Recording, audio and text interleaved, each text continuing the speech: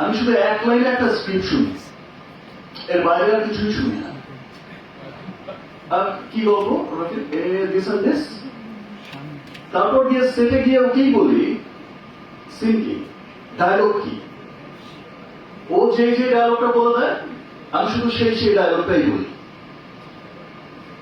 আমার অসম্ভব ভালো লাগে রাফির সাথে কাজ করতে, খুব যত্ন করে সিনেমা বানায় এবং ওর প্রি প্রোডাকশন যে করে সিনেমা বানানোর আগে এত গুছিয়ে কাজটা করে, সেটা সত্যি আমাকে তুফান থেকেই মুগ্ধ করেছে। একটা ডিরেক্টরকে এত বড় একজন মেগা স্টার, এত বড় একজন স্টার যার নামে মানুষ সিনেমা হলে চলে যায়, তিনি একটা ডিরেক্টরকে বিশ্বাস করেছেন, সিনেমা ডেট দিয়েছেন শুধুমাত্র একটা গল্পের ওয়ান লাইন শুনে। এবং উনি আপনি যখন বলছেন রাফি আমি তোকে বিশ্বাস করি, এটা আমার কাছে অনেক বড় দায়িত্ব রাখি। তো ধন্যবাদ ভাইয়া। মানে আসলে আপনার সাথে কাজ না করলে আমি আসলে জানতাম না যে একজন এত বড় স্টার শুধুমাত্র তাকে বড় স্টার হলে হয় না, তার মনটা কত বড় হইতে হয়। আপনি এটা প্রমাণ করে দিয়েছেন। আমরা সবাই চাই আপনি আমাদের মাঝে অনেকদিন কাজ করেন, বাংলা সিনেমাকে আসলে আপনি এমন জায়গায় নিয়ে যান যা সারা পৃথিবী বাংলা সিনেমাকে গর্ব করতে পারে। উনি এমন ভাবে আসলে ডিরেক্টরের স্বপ্নকে বাস্তবায়ন করেন, ডিরেক্টরকে বিশ্বাস করেন। এবং আমি এই সিনেমায় আমরা খুব প্রেশার নিয়ে কাজ করেছি, কারণ আমার সময়টা খুব অল্প ছিল। তো ব্যাক টু ব্যাক সিন ছিল, back to back fight scene ছিল। একদিন ছিল ভাইয়া খুব অসুস্থ, ভাইয়া শরীর কাঁপছে, প্রেশার লো, এখন ভাই শুটিং থেকে প্যাক আপ করে দিব, আমার শুটিংটা করবো।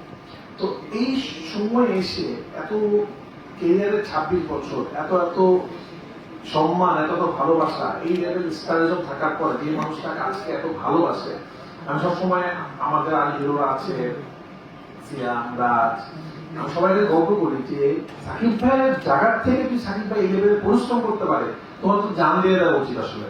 কারণ আমরা দেখেছি ওনার একটা সিনেমা একটু কম হলে কি হবে আসলে, কিন্তু একটা সিনের জন্য উনি ছাড় দেয় না যে আমি এটা করবো, এটা করবো। মানে ওনাকে আমি আটকে বলতে ভাই আর লাগবে না, ঠিক আছে বুঝছে না না। আমি কোনোদিনও আজ পর্যন্ত যে শুটিং করলাম দুটা সিনেমা, মানে এমন দিন আছে আমার আগে ভাইয়া চলে আসছে সেটা, একজনকে বলতে পারবে না যে একদিন ভাইয়া 5 মিনিট পর সেটে আছে। একটা এত বড় যে স্টার, যে টাইমিং এর বিষয়ে যে কতটা প্রফেশনাল এবং সবকিছু নিয়ে। এবং এমন অনেক সিন আছে যে আমি তো ভাইয়াকে স্ক্রিপ্ট দিই নাই, আমি ইনস্ট্যান্ট বলতেছি ভাই আপনাকে এটা করতে হবে।